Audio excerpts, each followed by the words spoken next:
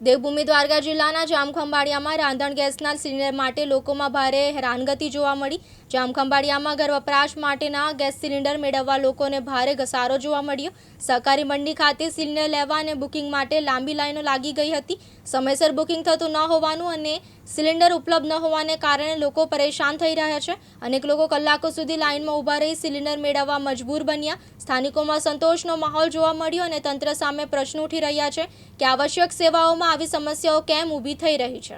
બાટલો લખાવા આવ્યો છું, મોબાઈલમાં લખું છું પણ એમાં મેસેજ કંઈ આવતા નથી। અત્યારે હું લાઈનમાં ઊભો છું, અંદર એમ કીધું કે તમે અંદર લાઈનમાં ઊભીને પૂછપરછ કરી લો। હવે પૂછપરછ કરવા વારો આવે તો અંદર જાઓ, હવે શું કે એ જોવાનું મારે।